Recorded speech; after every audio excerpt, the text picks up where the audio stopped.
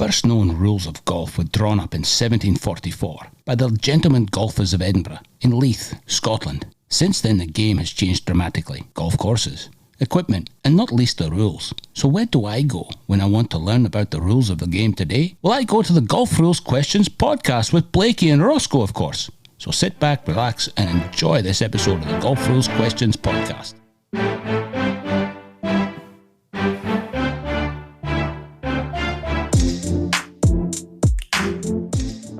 Welcome everyone to episode 74 of the Golf Rules Questions podcast. I'm Blakey, your host, and my co-host is Stuart McPhee. Hey Stuart, how are you? Good morning, Blakey. Very well, thank you. How are you? I'm good. I'm tired, but it's better weather at the moment, and although maybe not tomorrow, I'm supposed to be playing 72 holes in a day for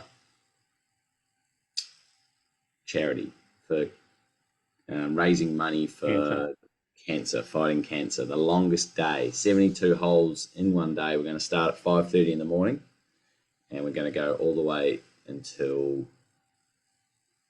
possibly about 8 p.m. Where are you doing this? Doing it at Spring Valley, where I'm currently a staff member. Now, the funny thing is, I was telling someone last night that I haven't played golf. Well, I hadn't played golf for 6 months, but I played 2 weeks ago when a friend came down from Sydney. And I listened to this podcast. We just played 9 holes, and it was the first time. So I've been a staff member there for a year. It was the first time I'd played the back 9. Didn't do too bad either. Had 4 birdies, 2 bogeys, 2 doubles, and a par. So I was pretty happy with it. Liked the back 9. But anyway, so getting on with it. 72 holes tomorrow. There is supposed to be thunderstorms in the morning, so hopefully it doesn't delay us too much. But yeah, we'll hopefully crack on. And so the sunrise is 5:50. Hopefully we can get off a little bit earlier, but then if it's really dark, who knows? So we'll just have to wait and see. How's your golf been going? So I was going to say that is fantastic you're doing that, and obviously for a great cause. And I must admit, that's the first I've heard of it this year. And I know this has been done for several years, and this is the first time I've actually heard of it. The fact that you are doing it tomorrow. Maybe I'm just not on the socials as much as I should be, or hearing about this sort of stuff. But a great cause, and good on you for doing it. And it's a lot of golf. Yeah. You'll see the back 9 a few more times tomorrow. A lot of golf. It's a lot of walking. Well, I reckon the reason that you haven't been seeing it come up is most likely because you've been busy. Maybe. Yes, maybe. But how's my golf going? Well, it hasn't been going great. I haven't really played that much. I think I played once in the last 3 weeks. Which is so because of other events. Yeah, I'm normally a twice a week person. But as you say, the weather is getting warmer. There's been a lot more events on, and doing 2 more days again tomorrow. Or sorry, the next 2 days. And as you're right, the weather forecast is not fantastic for tomorrow. A lot of rain expected for the event I'll be at, but you'll be out there for a lot longer than I'll be.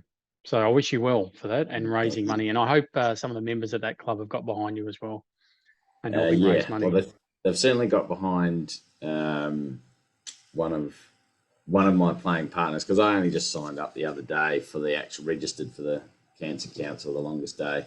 But one of my playing partners has already raised $6,500, which is amazing. Great effort. That's fantastic. Do you have 4 partners for the day? Or are you doing?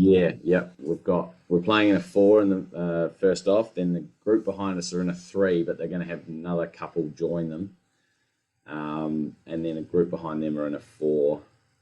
I'm hoping that we'll play sort of first round about 2 hours 30, and subsequent rounds up to around 3 hours 10 or 3 hours 20, and we'll see how we go after that. I'm not sure it's something I have thought about doing it previously. I haven't done it. I'm not sure it's something I'd want to do on my own all day. No, that would be boring. Yeah. Wouldn't it? I would think so. Isn't the record for the most amount of holes played in one day like 220? Yeah, it's a lot of golf. I think there's a Guinness Book. Well, what about that bloke? Was it 2 years ago that he tried to play 16,000 rounds or 16,000 holes in a week or something? I can't remember. Not sure those numbers add up, but it was a guy. He was up in Queensland, and he tried to play a ton of golf within 7 days or something. It was ridiculous. It'd have to be a par 3 course, wouldn't it? No. Well, it'd have to be to get that many holes done. I'm not sure. But you're probably running speed golf. Yeah, of course. Anyway, let's get into the GRQOTW 73 from last time. What is the question? Okay, the question was a little bit lengthy, but easy to follow. So we've got match play, Gerry playing Fraser. On the par 3 17th hole at Wombat Hills, the match is all square. Gerry hooks his tee shot into long grass. After Fraser plays his tee shot into a greenside bunker, Gerry plays a provisional ball, which comes to rest 10 centimetres from the hole. As they start walking towards the green, Gerry declares his ball lost, asks Fraser not to look for it. Knowing Gerry has a possible tap in for a 4, Fraser decides to start searching anyway. As Gerry moves to his provisional ball on the green, Fraser thinks he has found Gerry's original ball and calls out, "I have found it." Gerry taps his provisional ball in and replies with, "It doesn't matter. I declared it lost and I've putted." Fraser isn't sure about the rules and requests a ruling. Blakey, what is that ruling? Well, the question. Well, first of all, you cannot declare a ball lost. You can ask people to not search for your ball, but you can't declare it lost. So if it just so happens that the players come across a ball and they identify that ball as the player's ball, then if it's within the 3 minutes, that is still the ball in play, unless it's out of bounds, of course. So in this case, the way the question is worded, the player heard the other player talk about how the ball had been found, or a ball had been found that potentially was their ball, and then they made a stroke, which is incorrect. They had to stop their play, go and identify whether that ball was their ball, and if it wasn't, they can continue. If it was, then that is the ball in play, and the one that was beside the hole is not the ball in play. Does that sound right? Yeah, so, and as you say, if a ball is found, the player must make reasonable effort and a reasonable attempt to go and identify that ball. And what if they said, "No, I'm not going over there to look for it," or, "Sorry, I'm not coming over there to see if that's my ball or not"? What if Gerry was just standing on the green saying, "No, I'm in for 4, I'm not coming over there"?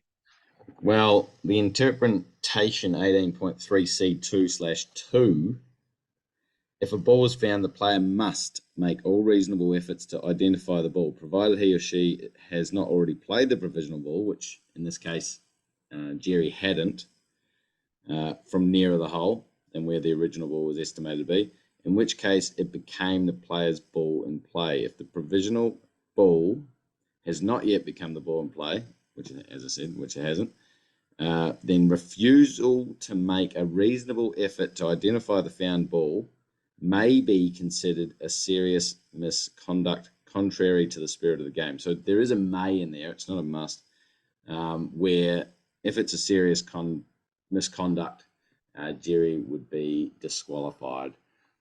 I guess if it was a case of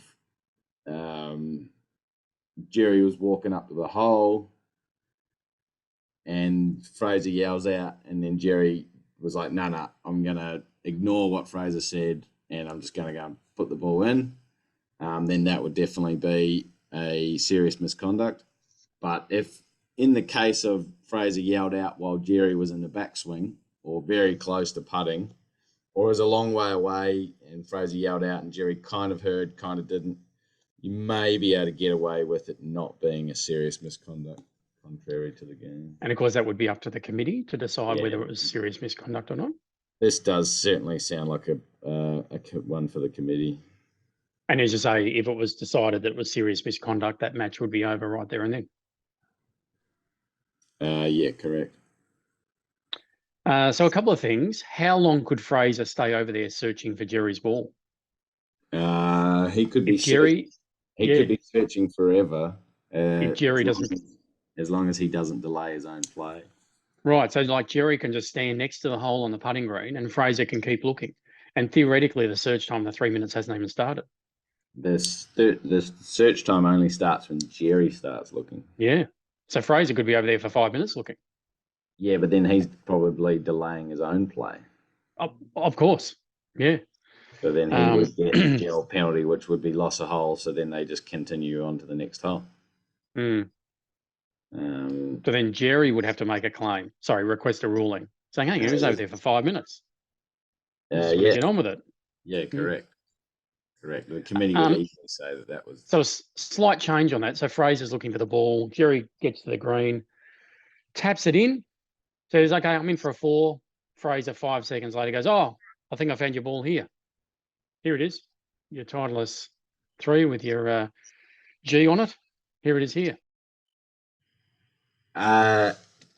Well, as Gerry's proceeded with the provisional ball and made a stroke at it from closer to the hole than where the original was thought to be, then the provisional ball is the ball in play. There's nothing wrong with that. No. Good. So yeah, I mean, there's kind of a video. It's not match play. There's kind of a video with Colin Morikawa and Brooks Koepka that I've got on my YouTube, pretty much about this situation, which it doesn't really come up that often. So it's pretty cool that we were able to get it on video. Yeah. So check that out. That's when was it Colin's ball, and he sort of decided not to search, but someone else found a ball. Is that it? Yeah,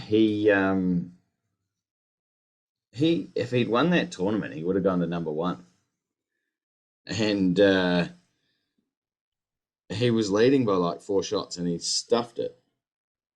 And this was one of the shots that stuffed him, where he turned over this terrible iron shot. And then they had a little bit of a look, and then they were sort of walking away, and then someone said, "Oh, this could be it." I think Brooks was like, "Oh, this could be it." And then they called in the ref like, "Oh, but I declared it lost." And the ref's like, "No, you can't. So we have to go and check out whether it's yours." They went over, looked, it wasn't his. So they're like, "Sweet, now get out of the area and don't keep searching. Let's run away." Yeah, pretty much. He's like, he put his provisional on the green. So he's like, "I just want to play that one." Yeah, yeah. One more thing about Fraser and Gerry. So Gerry has tapped in. Fraser, finds a ball or doesn't find a ball, but Gerry has played out of turn. Is there anything Fraser could do then to be a little bit annoying? Well, if Gerry plays out of turn, Fraser can cancel that stroke and get him to replay, but he's already made a stroke from that spot, and meaning he's put that provisional ball into play. So you just have to take that ball out of the hole and replace and replay one when it's his turn to play. Right.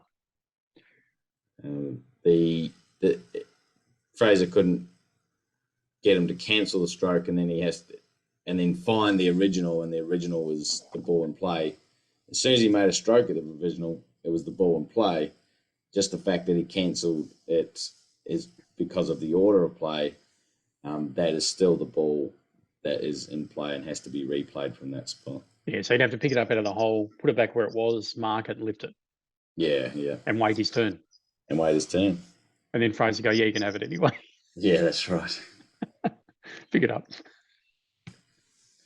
Have you had any of that in the last week or so where you've been refereeing it everywhere? No match play. I'm doing match play the next 2 days though for the Victorian Amateur. That's all match play. Yeah, so you're not doing the match play today? No, there was some confusion about that. What's the tournament that you've been at the last 3 days? Gippsland Super 6 in Warragul. Yeah, so first 3 days a stroke, and then the top 16 qualify for the match play today. Right, but you're not. You're taking a break because you've got family. I do have family. There was a bit of confusion, actually. I went to the tournament director yesterday afternoon and said, thanks for having me. Good to be here. He says, aren't you here tomorrow? I said, no. Someone said you weren't available or you were available. I said, no. I was only asked for the first 3 days. That's why I'm going home. Anyway, they had enough people there. All good. Yeah. Well, all people of course. Although they were probably. So how many matches are there today? Is there 4 matches in the first? Oh, I don't know what the 16 players. Because the top 8 get it. The top 8 get a round off, don't they? Actually, no. I think there were. Maybe it's 24 qualify and the top 8 get a break. I'm not sure. I know that I just saw the roster before. There's the schedule. There's 8 matches happening this morning. Oh, and they were kind of hoping that maybe you'd be a walker. Don't know. Maybe. I'm not there. I know that much. They wouldn't have had 8 referees anyway. So no, they didn't have that many. No, they did not. So I guess they wouldn't have. Maybe the walking's just for the last semi-final or the final. Right, or the final or something. Yeah. So, did you have any exciting stuff? I mean, I have to live through you at the moment. I haven't done a tournament in a month, and you've you've done like 5. You probably have 20 already in the first half of next year. I should go back a few days because I did the Cathedral Invitational, a place you have played at, and I've only visited now and been there for 2 days. What do you think of Cathedral? Unbelievable. Right. And I'd heard a few things about it, and I think it was as good as everything anyone had said about it. Everything off the course was first class. The course itself, I mean, some of the holes are just sort of back and forth, up and down.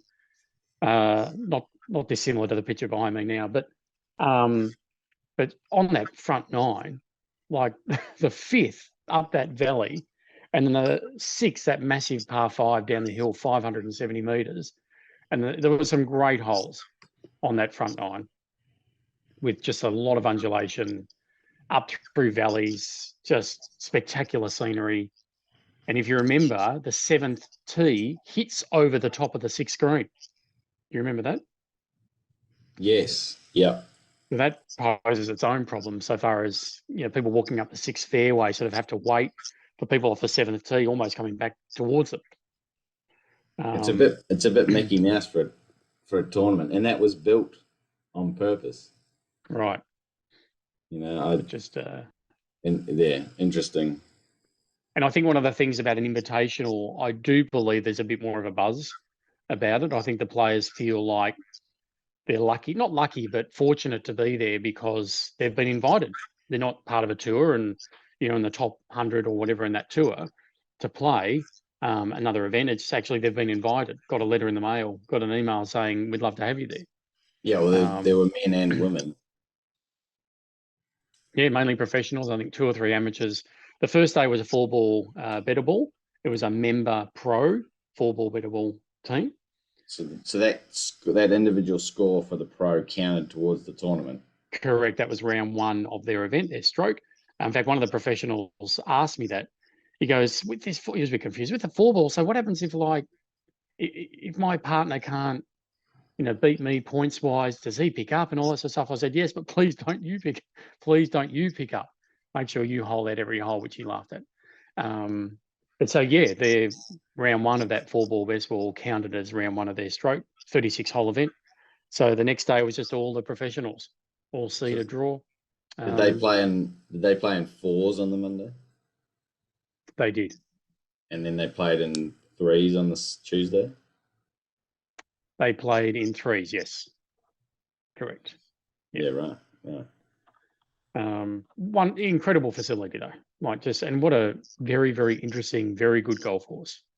And I think it's very similar to another one in the Sandbelt that doesn't get a lot of use that you would know of, where there's hardly any players on it. So the course is always in amazing condition. Right. There's no divots in all the fairways, hardly any pitch marks because it doesn't get used. Yeah. And I see similarities with this course here. I'm sure this one gets used a bit more, but just the course is in amazing condition. Where so you drive up past the 16th, 17th, 18th and park your car near the clubhouse? Yes, I park behind the clubhouse. Whereabouts is the driving range? Do you know? No, I can't remember. So first hole, it's behind the second tee. And it's almost a 45-degree up the hill you're hitting into. Yeah, hay Not bales quite, and stuff. not quite, but it's So how do found a you space up there. how do the players get down there? So they a little shuttle service going back and forth Right. for the players. Okay. Yeah. And it was one tee start. Yes.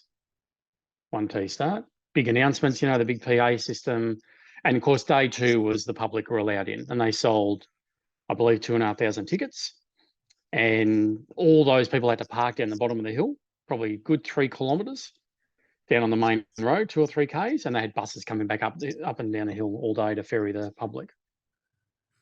Yeah, right. And I think the public interest for a lot of people, I think, would have been, you're normally not allowed in here ever. So this is my opportunity to go and have a look. Yeah. Yeah, very interesting. So did you have many rules situations? Yeah, so how about the first one? I think you'll like this one.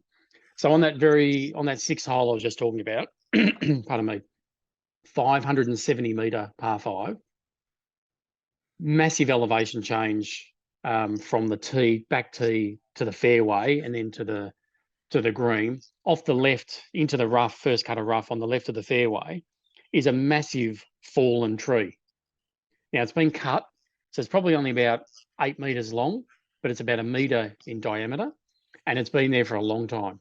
And they've got grass growing around it. Anyway, a player's ball is up against that log. Now, this wasn't, there's a ref over there, I'll just wave him down. This was getting on the phone, the control, so to speak, and saying, I need a ruling on hole 6. Got on the radio to me, and I've driven over to him. And I said, yeah, how can I help? He says, my ball's right here up against this log. I said, okay. He said, do I get relief?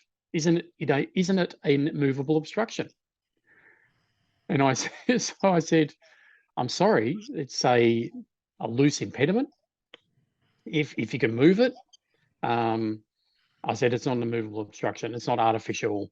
You don't get any relief from this. And he thought it was an immovable obstruction. And he was, hitting up against it to make his stroke, and he wanted relief from it, free relief. And I think, say, look, it'd be similar if there was a tree planted right there and you're up against the tree. I just found it odd that the player actually actually made the effort of, hey, I might get relief from this. I better just radio in and check. So it wasn't piled for removal? Definitely not. Been there a long time. Been there a long time. Like the grass was just growing all around it. And it could still be piled for removal. Yes, I guess it could have been. I think it'd been there a long time. Removal in 50 years. Exactly, 100 years when they turn it back into something else. I just found it odd that he thought it was an immovable obstruction. I said, if anything, some of these things on these types of courses, they're almost integral. They're not listed as integral, but they're an important part of the course. Yeah. It's not going anywhere. So I think they'd be upset if you even tried to move it. How did number 5 play? Number 5, the par 4 up the hill. Yeah. Well, a lot of the pros were driving it. I know that much. So they did have a go at it. Oh, definitely. Absolutely. And of course, there's a backstop as well. So it's not a very big green, but there is a backstop. And I saw a lot of balls on the green there for one. The backstop has got rocks in it as well, right? Don't remember. There was just, I don't remember a lot of rocks. Okay. Yeah. It was pretty helpful. But, a lot of pros were definitely driving it. So if you didn't drive it, your ball rolled back down the hill or something? Yeah, it's pretty steep. Yeah. It's a bit of an, I don't know. It's a bit of an. You hit it up there, thinking you just got a little chip in, but actually have a full-blown wedge. It's rolled back so far. That's right. Anyhow, that was one of many from that particular event. What was another one? I got one for you. This is not a contentious issue or anything like that. I'll just run you the scenario. So if you're familiar with the 7th hole, so you're teeing off from behind the 6th green, very wide, generous fairway because you're sharing the 6th fairway, and then it turns left and goes down through that little valley down to the green. Now, on the right-hand side of that hole, for the second half of it, had been marked a red penalty area.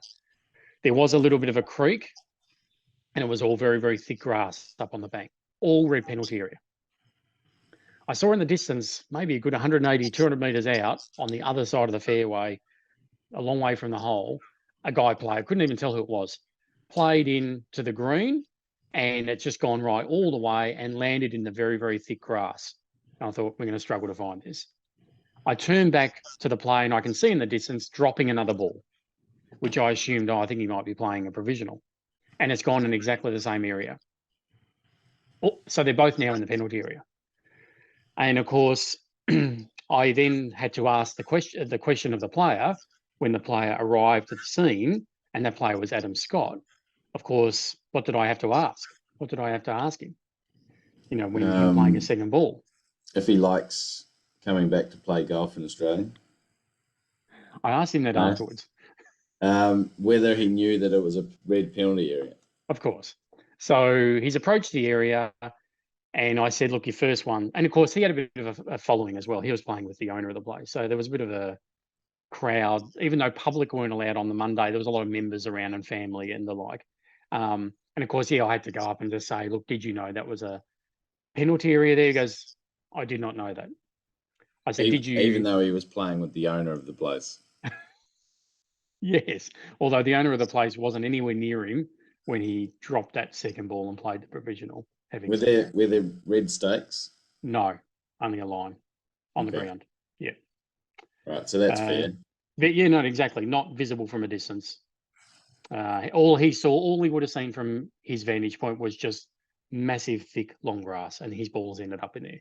Knowing that these guys struggle to find it. These guys probably haven't played a practice round there either. Correct. Exactly. You know, some of them are flying in on the chopper. Yep. So you said, hey, where did they stay? I don't know. I know there is some accommodation there.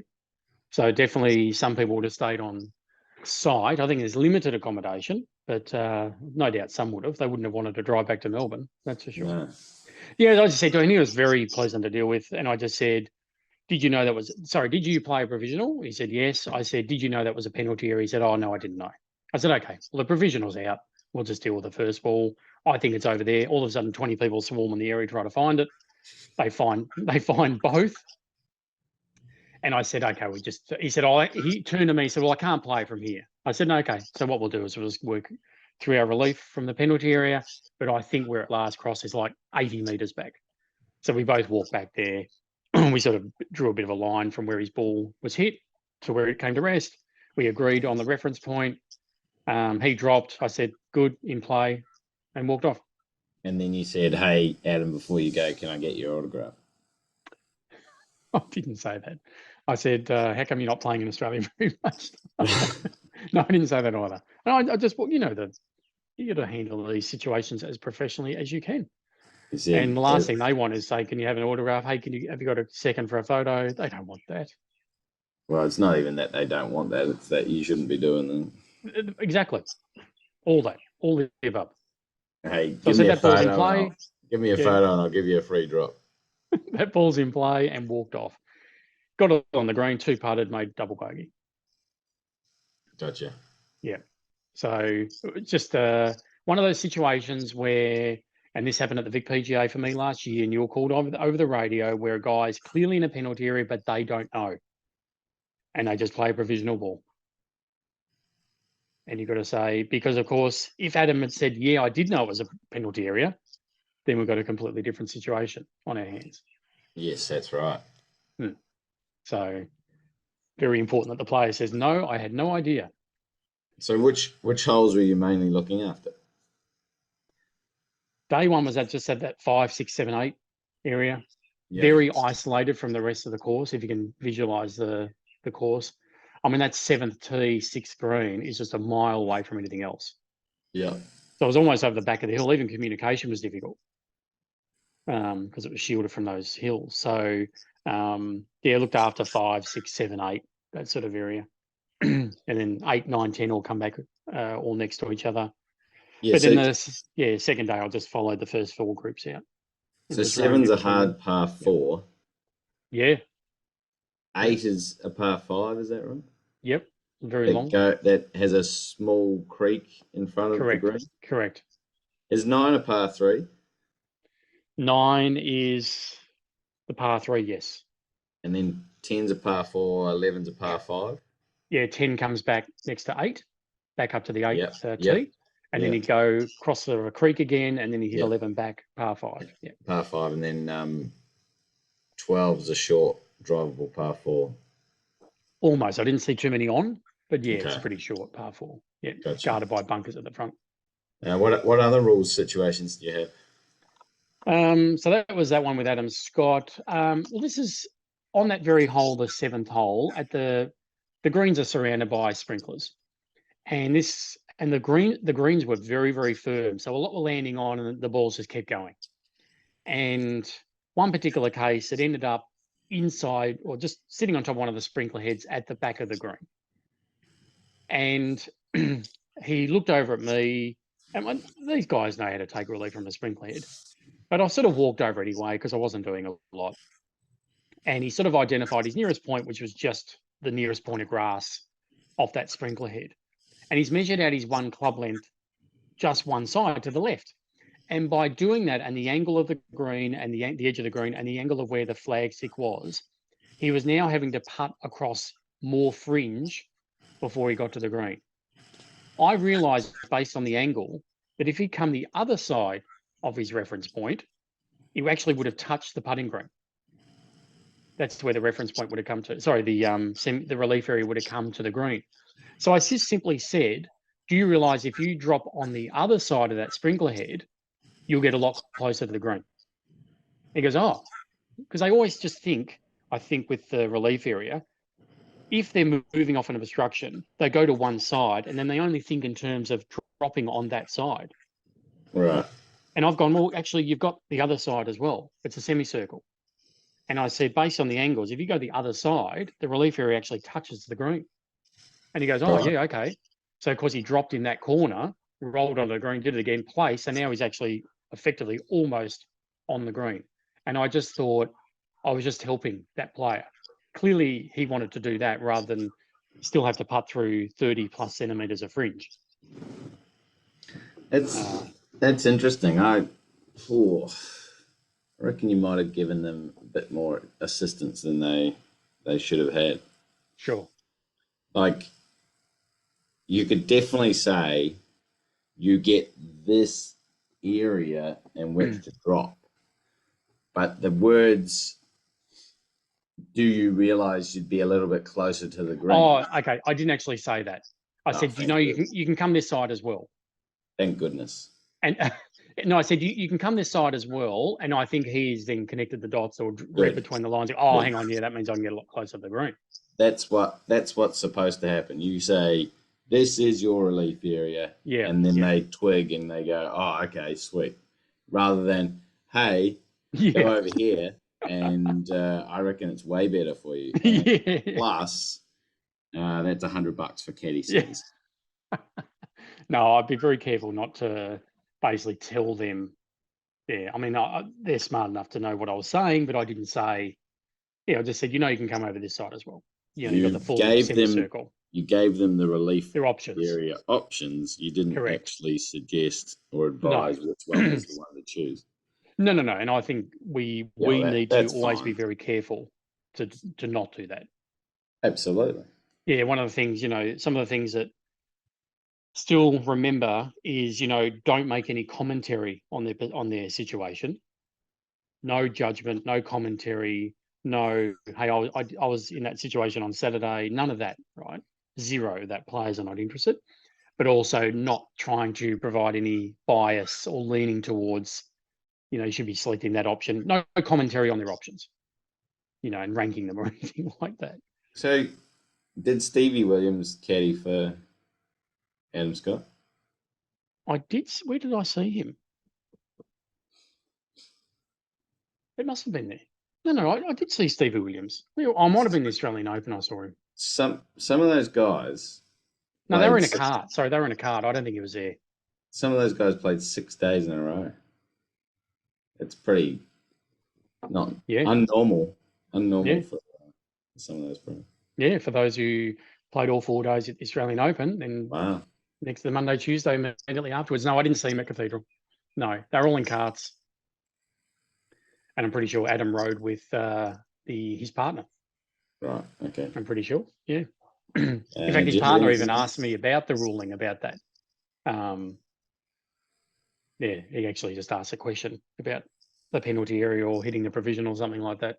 I didn't even know who he was at the time. And you said, why the hell did Adam hit such terrible shots into the penalty area? I thought he was supposed to be a pro. Yeah, that's what we need to do. Yeah. He obviously wasn't happy. I said this to a few people. He wasn't happy because he just blocked 2 shots to the right, one after another. Yeah. That's why he wasn't happy. Yeah. I mean, I just followed the rules and told him where he had to drop. Yeah, he wasn't angry at you. He was angry at himself. That's how you sleep at night. Yeah, and I think, and I've learned this just so, I was just going to say the event I was just at over the last 3 days and players trying to make the cut. And then there was a second cut after day 3 to make it through to the match play today. Yeah. I saw a lot of frustrated players yesterday. Right. And I just thought, and like really angry, aggressive, frustrated, no serious misconduct breaches, no throwing golf clubs or anything like that. But you could just tell in their body language, the way they were talking to themselves, really, really frustrated and angry. And I was telling myself, if I have to deal with one of these guys, it's even more important I just remain very calm and very objective and don't say any more than I need to. Yeah. Yeah. Because of their mood, because of their, they were filthy. Golfers are moody people. Yeah. And they have such high expectations, which is a good thing. So they're very easily disappointed when they have a bad day. Yeah. Yeah. Yeah. Yeah. Did you have any other rulings at Cathedral? I mean, a few penalty areas, nothing untoward. Nothing, probably more over the last few days. But I did have a player. I will not mention this player's name, but that same red penalty area just to the right of 7, but they weren't in the thick, long grass, but they were in the penalty area just on the edge of the grass. And as the player is grabbing clubs from the bag, the player says to me, is my ball playable or not? And I just thought to myself, just for a split second, about 10.2. Yeah. But then I also thought about, why would a player of that ability want my opinion? And is that really asking for advice?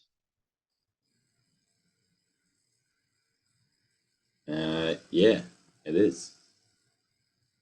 Okay. Let me throw another scenario at you.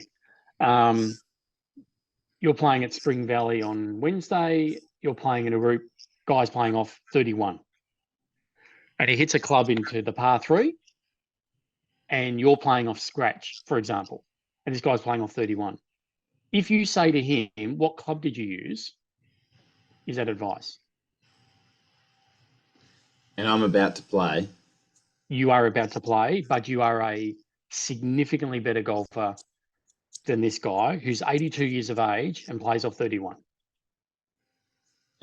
Yes, you are asking for advice if it's going to influence your next stroke. Could you make an argument as a scratch golfer?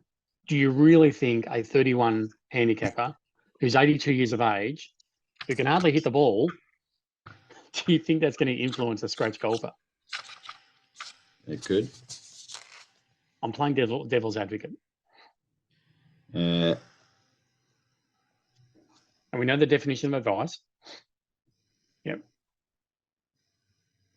It just says that is intended to influence a player. So why did they ask the question, I guess?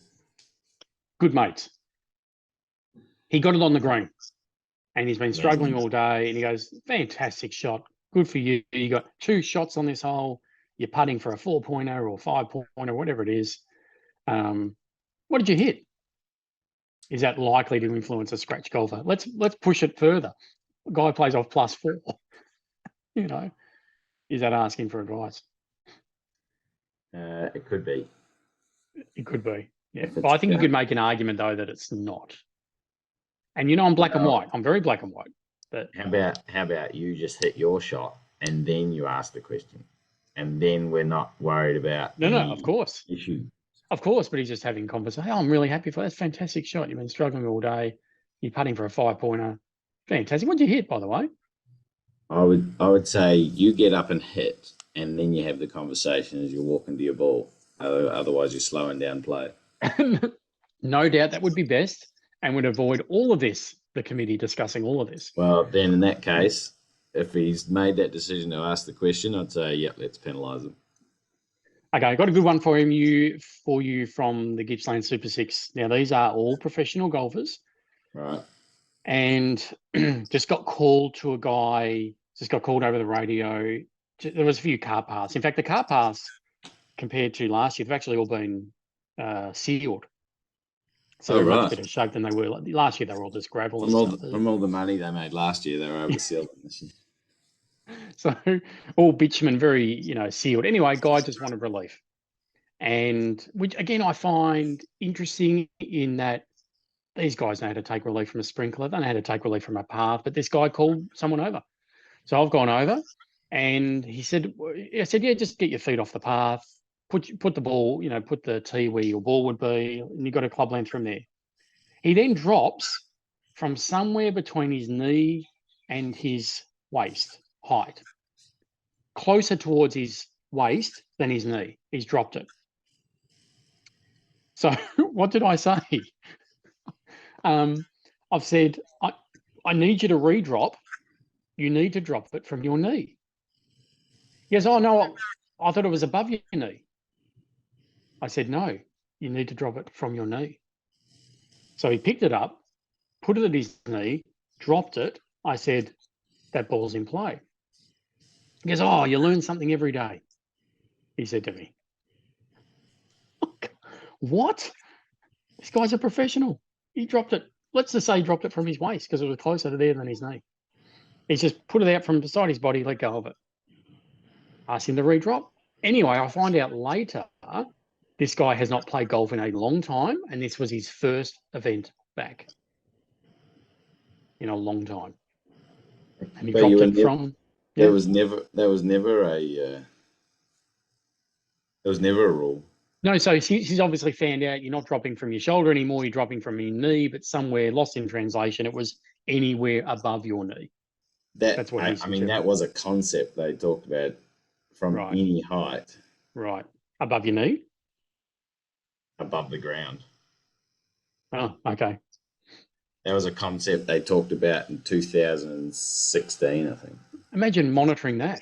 You'd be down on the ground looking at the grass to see, with your head on the ground. Well, that's why they cut it out, and everyone was like, it's a great concept. We should have put that in. And the rule makers were like, we don't want it to be stupid where players are getting down just above the grass and just letting go of it. Yeah, that's a bit silly. That's why they removed that concept. I tend to like the from knee height and above knee height, but then again, the whole idea was to speed up play. So if you're getting people who want to still drop from shoulder height so that the ball rolls outside the relief area, then you're not really in the spirit of speeding up play. So knee height, less likely to roll outside the relief area. Definitely. Let's go with it as we do. A guy who was leading, or certainly in the top three yesterday, I helped him yesterday off a car path, but where he was dropping was not flat and very, very firm. So, of course, he's dropped twice and the ball's just disappeared. And I've watched where it hit the ground the second drop, and I've pointed. So he grabs the ball, puts it, because it's not going to stay there. He says, oh, can I try to make it? I said, well, you can't push down. You just need to find a spot closest to that where it's going to come to rest. So he's put it a few times and it's moved straight away. I said, no, you got to do it again. He's put it, let go, and it stopped. He goes, yeah, but that's about to move. I said, well, it's still there. That ball's now in play. And I just had to explain to him because he was concerned that it was going to move from that point. I said, well, if it does and you didn't cause it, I said, you'll play it from where it ends up. So it's in those situations where knee height not going to help. You know, it's going to run anyway. But I like what you say. The fact is, dropping it from knee, it's more and more likely to just stay in the relief area, be in play, everyone picks up their tees, and off we go. And so in the interest of speed of play, we just keep going. Yeah. In that particular case, that just, I mean, almost wasting our time dropping it twice because they're never going to stay. But of course, there's cameras around and stuff. You need to go through the procedure, obviously. Yeah. Well, there could be a chance that it does stay. Another one, remember the 9th hole? I think I remember seeing you in that area last year. So 9th is almost a drivable par 4 back down the hill. And then the right-hand side of that hole is a road. Yep. If you remember that. So a guy is off the first tee, pulled it miles left. And I'm in that area 2 days ago. And I could see them searching. So I thought, yep, I'll go over. I started the stopwatch. And I drive over and we're looking. They're like dispersed all over the place looking for this ball. And I thought, well, this is a large area they are searching for.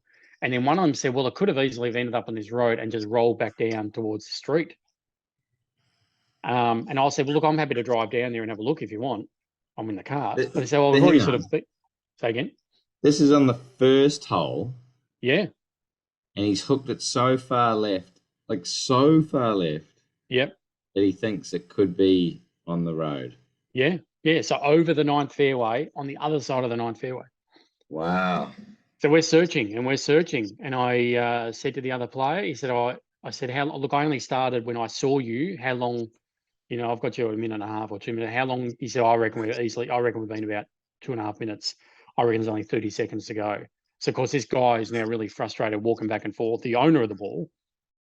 And he's getting really frustrated. Oh, where's it gone? Maybe gone. Anyway. Straight away, another player looks down a drain and sees the tiny little white edge of a ball. And he says, oh, this could be it here. I said, okay. And then the player's 100 metres away, still looking in the trees. He's called him down. What are you playing? Blah, blah, blah. And I said, look, are you comfortable with the time when you found this ball? Was it within 3 minutes? He said, yeah, I reckon we had 30 seconds to go. And I saw it. I said, okay, that's good. And then I just explained the time taken to come down the road. Anyway, I said, we just got to identify it now that it's yours. We need to know it's yours. And we could just see, looking in the drain, it was all dark in there. We just see the white edge.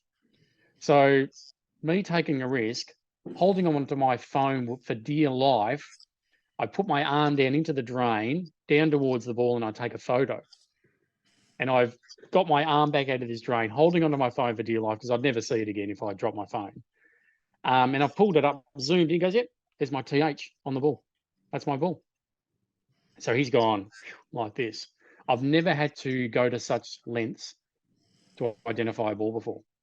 But you did it for a Spring Valley member, and that's all that we care about. Is that right? That's fantastic. I feel even better knowing that. You know who it is? Well, if his initials are TH. TH, one syllable each word. Or TPH. Yeah. 3 letters and 4 letters. Oh, maybe it's not. Last name 4 letters. Anyway. No, it's a different person then. Anyway, I've never gone to such lengths, and I did have to explain to the player, look, it doesn't matter how long we take, but the 3 minutes doesn't matter anymore because we've found a ball. We just need to identify. So I think it put him at ease a little bit that he's sort of worried about the time now. And one more thing about timing yesterday is, remember the 4th hole at Warrigal? Oh, I just worked out who that player is. Okay, I got you. Okay. It's not the one I was thinking of. So, I mean, you didn't have to do that. You could have told the player to do that. Right. Like, I guess, some heroes don't wear capes, but you could have got the player to do his own dirty work. That's fair. It didn't even cross my mind. It didn't even cross my mind to do that. Hey, mate, you need to go and identify it. Now I just thought, what are we going to do here? We need, as a sort of collective, there was another player there, the player, myself, we're all there to try to help this situation. And I thought, I'll just take a photo of it. Was the camera on you? No. Oh, no. Why'd you do that? Oh, yeah. Maybe if the camera was on you, you'd help out that much. Blakey, I'm learning every day. This is good stuff. I'm learning every day.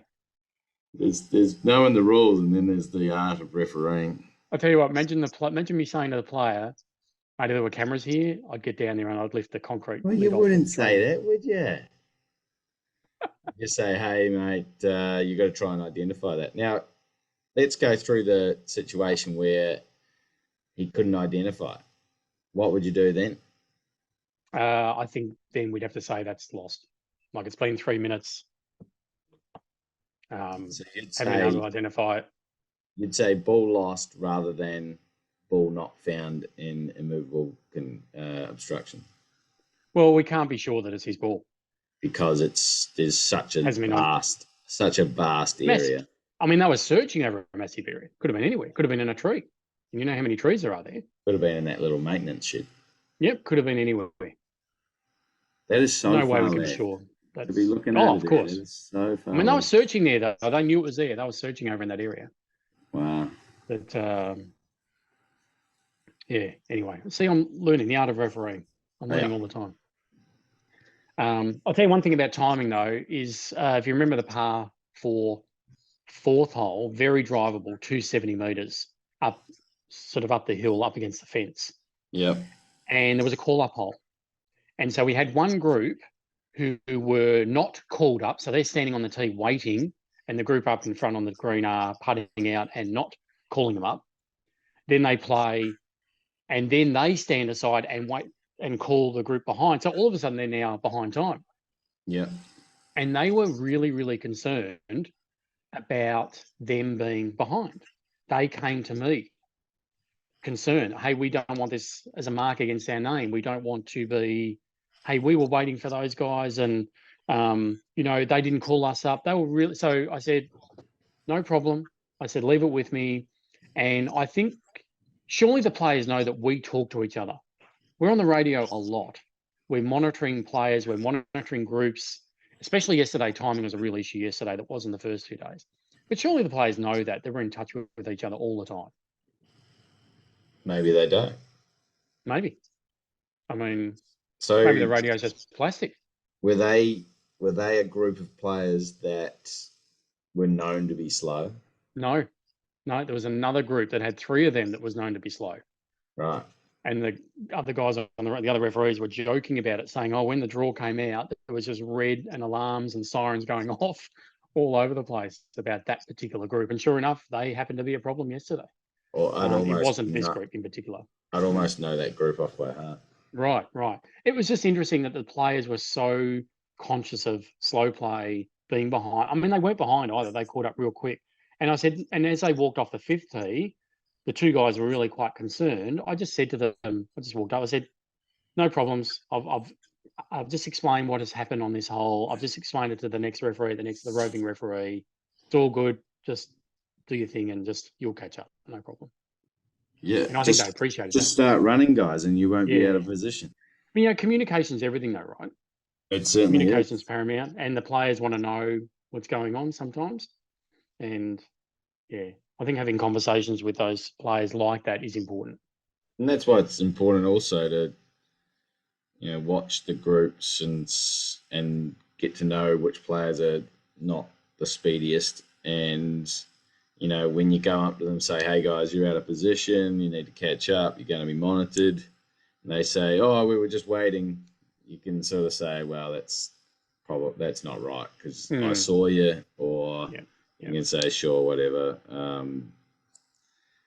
You know, like I wouldn't come up to you and just put you on the clock straight away. Yeah. Because I already know that, you know, you have been waiting or whatever. So, now, this didn't happen to me, but it was such an interesting situation. The referee radioed it and told us all about it. A guy wanted relief. So sprinkler head's right next to the putting green. The player wanted relief from line of play, interference with those sprinkler heads. Yeah. You okay so far? Closely. You got to tell me how far away. Good. 10 metres. No. So the referee who handled that situation had a bit of a laugh and told us all about that. So the player was 10 metres off the green, and sure enough, the sprinklers right next to the green were on his line of play. Yeah. And he wanted relief. Can you believe that? I can believe that, actually. Okay. but I can also believe that the referee would say no. Yes, me too. Another one was just off the fairway after their tee shot. There was a lot of bare, very, very hard ground, dirt, no grass. And a player's ball was in one of those and wanted relief. And the only areas of that type that were marked with white paint as GUR were right around the green. There was anything within really close to the green, they were all marked. Yeah. Anything anywhere else, like just off the fairway or anything else, not marked at all. And a guy wanted Players relief. Alliance.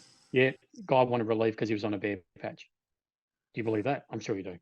I can believe that, but also, again, I'd just say no. Yes. I mean, you can get a bit of spin off those bare patches. Okay. Can you? Okay. No grass, just all grooves?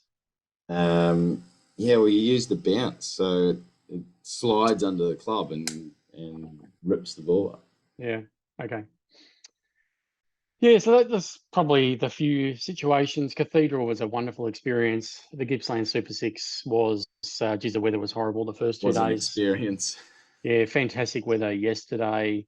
A lot more people out there yesterday. And of course, the cameras, the broadcasts were all out there yesterday. Very interesting to see all that happen. So the day before, you know all this, but just for the listeners, the day before, a lot of the crew are there. They're setting up. And there are people driving around everywhere with cameras looking for positions where they'll put the tripod, where they'll set up, all that sort of stuff. A lot of drones sort of being, that's all done, all the drone footage and stuff. And there's a lot of preparation, of course. It's all obvious. A lot of preparation that goes on before the cameras roll at the start of the broadcast. Gotcha. So what do you got the next 2 days? Victorian Amateur at Royal Melbourne. The next 2 days, so it's the round of 16 men and women tomorrow, knockout, and then I'm doing the finals on Tuesday. So what final are you doing on Tuesday? So I'm an assigned referee for one of the women's semis, and I'm the assigned referee for the men's final on Tuesday afternoon. Oh wow, that's amazing. Yeah, full day. That's awesome. Agreed. Well, but as you know, sorry if I may, as you know with match play, so Monday, tomorrow is just all around a 16. There's no assigned referees. Yeah. There's only roving. As you know with match play, you don't do a lot because the players tend to work it out themselves, even if they don't know the rules. Yeah, well, they can look over at you and you can look over at them and they don't say anything and you don't say anything and they just assume that whatever's happened is legitimate and you're in the back of your mind, you're going, oh my God, how bad was that? Yeah. But you can't say anything. No. How can you drop 2 club lengths out of a yellow penalty area? You're not allowed to do that. Yeah. But the opponent's helping them mark the relief area out. Yeah. That sort of stuff, So as you know, with match play, there's not a lot to do, but as an assigned, I love being the assigned. You walk with 2 really, really good players, watch some really, really good golf. You just walk 50 metres behind them and watch some good golf. And, that is actually... keep a tab on the scores. I think roving, you're just doing pace of play, but assigned referee, you're enjoying the game and the players want to play, want to talk to you, you can talk to them. Yeah. Slip me $50 and I'll give you a good look. Oh, Jesus. The art of referee. Oh, you don't do that? Oh, sorry. No, I'm learning every day, Blakey. Well, we'll listen in into some situations that you have over the next couple of days in our next podcast. Yes. What else should we discuss on the next podcast before the 1st of January 2023? Well, I think we probably should go through the chart of the main rules changes. So we'll smash that out. That might take an hour and a half or something. But, I'm sure the listeners will be very keen to hear that. The way the RNA and the USGA have created that chart of main rule changes is actually really cool. It's like what it is, what it used to be, why it used to be that, and then what it is now and why it is now like that. So, that'll be really good learning tool for both of us as well. Yeah, and all the listeners. Right, have you got a GRQOTW 74 for me? I do. I better find it now. Do you have one, or is it mine? It's always yours unless I really have a chance to grab one. Okay. Here's the one. We've got match play again. Excuse me. So this is GRQOTW for episode 74.